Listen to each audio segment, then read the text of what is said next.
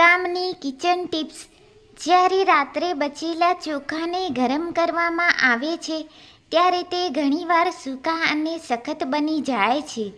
જો તમારી પાસે માઇક્રોવેવ ન હોય તો આગલી રાતના બચેલા ચોખાને ફરીથી ગરમ કરવા માટે વાસણમાં પાણી ગરમ કરો. ચોખાને થોડી સેકન્ડ માટે ગરમ પાણીમાં નાખો અને તેને ગાળી લો.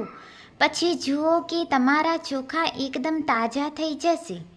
ઘણીવાર એવું બને છે કે રસોઈ બનાવતી વખતે રસોઈનું તેલ પ્લેટફોર્મ પર પડી જાય છે. આવી સ્થિતિમાં તેને સાફ કરવું ખૂબ મુશ્કેલ છે કારણ કે તેની ગ્રીસ સરળતાથી દૂર થતી નથી. આ માટે સૂકા લોટને તેલ પર મૂકીને સારી રીતે ઘસો. તમે જોશો કે થોડા સમય પછી લોટ બધું તેલ શોષી લેશે અને તે જગ્યાએથી ગ્રીસ પણ દૂર થઈ જશે. જો પોહા બનાવ્યા પછી થોડી વારમાં તે સુકાઈ જાય અને સખત થઈ જાય તો તેને બનાવતી વખતે તેમાં થોડા ચમચી દૂધ નાખો. આમ કરવાથી પોહા લાંબા સમય સુધી નરમ રહે છે. ખાવાનો સ્વાદ સારો હોવા ઉપરાંત તેનો લુક પણ પરફેક્ટ હોવો જરૂરી છે. જો તમે કોઈ પણ વાનગીમાં વટાણાનો ઉપયોગ કરી રહ્યા છો તો તેનો લીલો રંગ જાળવી રાખવા માટે વટાણાને બાફતી વખતે પાણીમાં થોડી ખાંડ ઉમેરો.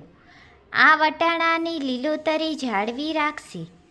દાળ બનાવતી વખતે ઘણી વખત તેમાં ફીણ આવી જાય છે અને દાળ પણ છલકવા લાગે છે. જો તમને વારંવાર આ પ્રકારની સમસ્યાઓનો સામનો કરવો પડે છે તો દાળને ઉકાળતી વખતે પાણીમાં 1 ચમચી તેલ નાખો. આનાથી દાળમાં ફીણ આવતી બંધ થઈ જશે. ઘણી વખત ઉપમા કે ખીર બનાવતી વખતે બળી જવાની ફરિયાદો જોવા મળે છે. જો તમે પણ આ પ્રકારની સમસ્યાનો સામનો કરો છો તો ઉપમા ખીર જેવી વસ્તુઓ બનાવવા માટે હંમેશા જાડા તળિયાવાળા વાસણનો ઉપયોગ કરો. વાસણ બળવાની સમસ્યા દૂર થશે. કઠોળ ઉકાળ્યા પછી તેને અલગથી તળી લો. તેનાથી કઠોળનો સ્વાદ વધે છે. તમે કાંદા, ટમેટાં, સૂકા લાલ મરચાંને સાતળો. તેમાં થોડો ગરમ મસાલો ઉમેરીને ફ્રાય કરો. પછી તેમાં બાફેલી દાળ નાખો. ખોરાકને તપેલીના તળિયે ચોંટતા અટકાવવા માટે ક્યારેય પણ ઠંડા ખોરાકને ગરમ તપેલીમાં નાખવાનું ટાળો.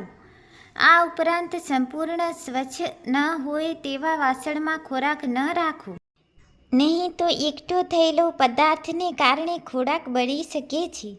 તેલના પ્રકોપથી વધુ ગંદુ કંઈ હોઈ શકે નહીં અને જો તે તમારી ત્વચા પર આવી જાય તો તે પીડાદાયક બની શકે છે. ફ્રાયમ ખોરાક ઉમેરતા પહેલાં ગરમ તેલ પર મીઠું છાંટીને તેલના છંટકાવને ઓછો કરો. જો આ સંપૂર્ણપણે કામ કરતું નથી તો તમે રસોડાના સ્ટોર્સમાંથી ઓઇલ સ્લેપર શીલ્ડ ખરીદી શકો છો. સામાન્ય રીતે જ્યારે પૂરીઓને તળવામાં આવે છે ત્યારે તેના પર તેલ જમા થાય છે. આનાથી બચવા માટે પૂરીઓને રોલ કરીને 10 મિનિટ માટે રેફ્રિજરેટરમાં રાખો. આમ કરવાથી પૂરીઓ વધુ તેલ શોષી શકશે નહીં. જો તમે ફ્રીજમાં બને તેટલી બોટલો રાખવા માંગતા હો અને ફ્રીજમાં જગ્યા ઓછી હોય તો તેના માટે તમે બોટલોને ફ્રીજના શેલ્ફમાં પણ રાખી શકો છો. તમે બાઇન્ડર ક્લિપ્સનો ઉપયોગ પણ કરી શકો છો જેથી બોટલ એકબીજા સાથે અથડાય નહીં. રાત્રિ ભોજન બનાવ્યા પછી દરરોજ તપેલીને ધોઈ લો. આમ કરવાથી ભોજનનું અપમાન થતું નથી. તેનાથી અન્નના દેવતાની પ્રસન્નતા વધે છે જેના કારણે તમારા ઘરમાં ક્યારેય અન્નની કમી નથી આવતી. વેલણને 4-5 મિનિટ ફ્રીજમાં રાખ્યા બાદ રોટલી બનાવો. આ કણકને રોલિંગ પિન સાથે ચોંટતા અટકાવશે.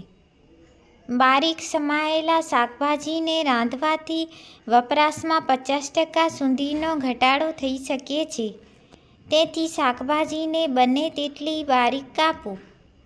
જો કોઈ કારણોસર તમે દૂધને ફ્રીજમાં રાખી શકતા નથી તો રાંધતી વખતે તેમાં તૂટેલી ઇલાયચી ઉમેરી દો. આનાથી દૂધ લાંબા સમય સુધી બગડતું નથી.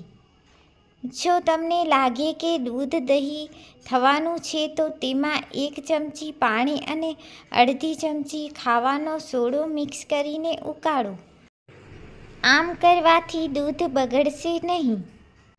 કેરીનું અથાણું બનાવતી વખતે તેની સ્લાઇસ પર 1-2 ચમચી દળેલી ખાંડ અને મીઠું અને હળદર નાખો.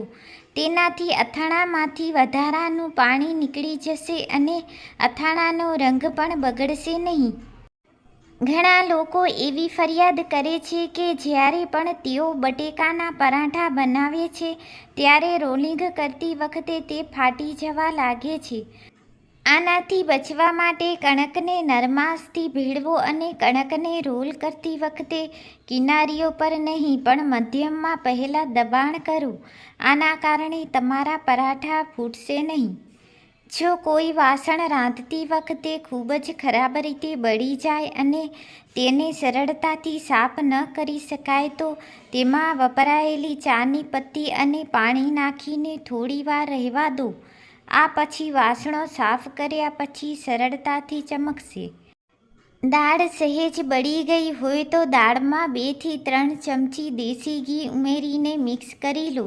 દેશી ઘીની સુગંધ દાળમાં બળેલા તડકાનો સ્વાદ છુપાવી દેશે અને દાળ સ્વાદિષ્ટ લાગશે. વેજીટેબલ ગ્રેવીને ઘટ્ટ કરવા માટે ડુંગળી તળતી વખતે તેમાં 1 ચમચી ચણાનો લોટ નાખો. તેનાથી વેજીટેબલ ગ્રેવી ઘટ્ટ થશે અને સ્વાદ પણ સારો આવશે. મસાલેદાર શાક બનાવતી વખતે ધ્યાન રાખો કે તેમાં વધુ પાકેલા ટમેટાં અને ખાટા દહીં ન નાખો, જેના કારણે શાકભાજીનો સ્વાદ સારો આવતો નથી. દૂધના માવા બનાવતી વખતે ગેસની આંચ ઊંચી રાખો અને દૂધ થોડું ઘટ્ટ થાય પછી તેને સતત હલાવતા રહો. આના કારણે વાસણના તળિયે દૂધ બળશે નહીં અને માવા સફેદ રહેશે. રોટલી વણતી વખતે આટામણને બદલે મેંદાનો ઉપયોગ કરો. રોટલી વધારે સરસ બનશે. વાસણ માંજતી વખતે રાખના બદલે ચણામણનો ઉપયોગ કરો.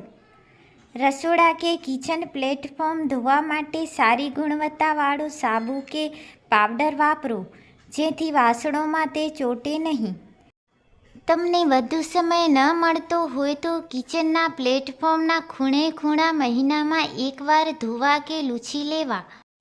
દરેક વ્યક્તિની સવારમાં ઉઠતા વેત પહેલી જરૂરિયાત એવી ચા કોફીને બનાવતી વખતે એમાં ચપટી મીઠું ઉમેરો. આમ કરવાથી ચા કોફી બહુ ગળી નહીં લાગે ને મીઠાના લીધે કોફીની કડવાશ પણ દૂર થશે.